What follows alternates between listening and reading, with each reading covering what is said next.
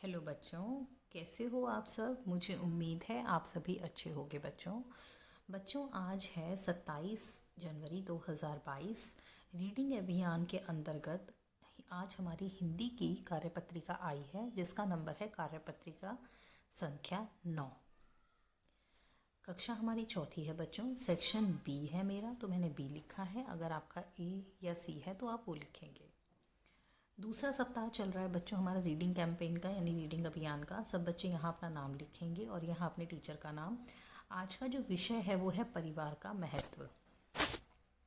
बहुत ही अच्छी सी स्टोरी है बच्चों। सब बच्चे मेरे साथ ध्यान से और साथ साथ पढ़ेंगे। नमस्ते प्यारे बच्चों, आशा करते हैं कि आप सभी स्वस्थ और खुश होंगे। बच्चों, परिवार जीवन का वो आधार है जो हमें प्रेम और अपनापन प्रदान करता है ना बच्चों। परिवार से हमें प्रेम और अपनापन मिलता है। आइए कहानियों का सिलसिला आगे बढ़ाते हुए परिवार से मिलते हैं। तो देखो बच्चों, सबसे पहले तो एक चित्र नज़र आ रहा है। इस चित्र में पेड़ हैं और एक पिता और एक पुत्र हैं जो पतंग उड़ा रहे हैं। चलो कहानी पढ़ना शुरू करते हैं। एक बार एक व्यक्ति अपने बेटे के साथ पतंग उत्सव में गया।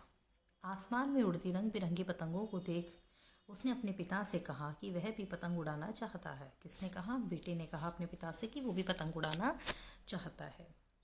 पिता पास ही की दुकान से एक सुंदर पतंग और डोरी खरीद लाए। कुछ देर बाद उसकी पतंग ऊंचे आसमान में उड़ रही थी, लेकिन वह खुश नहीं था। वह पिता से बोला कि डोर की वजह से पतंग ऊंची नहीं उड़ पा रही है, हमें पतंग की डोर काट देनी चाहिए। क्या कहा? कि डोर की वजह से पतंग ज़्यादा ऊंची नहीं उड़ पा रही, हमें ना पतंग की डोर को काट देना चाहिए, इससे पतंग आज़ाद होकर ऊंची उड़ने लगेगी। बेटे की बात मानकर पिता ने पतंग की डोर काट दी। डोर काटते ही पतंग ऊपर जाने लगी, लेकिन कुछ देर बाद पतंग ऊपर आने के बजाय नीचे आकर गिर गई। उसने पिता से पूछा, पापा, पतंग आसमान में और ऊंची जाने की बजाय नीचे क्यों गिर पड़ी? पिता बोला, बेटा, तुम्हें लग रहा था कि डोर पतंग को ऊंचा उड़ाने से रोक रही है, जबकि वास्तव में ऐसा नहीं था। डोर तो डोर तो पतंग का सहारा थी, लेकिन उसका सहारा कट गया तो पतंग को मदद मिलनी बंद हो गई और वह नीचे गिर पड़ी। देखो बच्चों, कितनी अच्छी बात इन्होंने बताई है। डोर काटने पे क्या हुआ, पतंग एक बार तो ऊंची गई हवा के साथ और फिर नीचे आकर गिर पड़ी।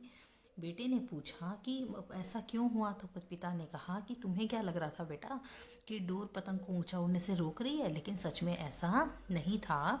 डोर तो पतंग का सहारा थी और उसका सहारा कट गया तो पतंग को मदद मिलनी बंद हो गई और वो नीचे आकर गिर गई। ऐसा जीवन में भी होता है। हमें लगने लगता है कि परिवार, रिश्ते और दोस्त हमें बांध रहे हैं और सफलता के शिखर पर पहुंचने से रोक रहे हैं।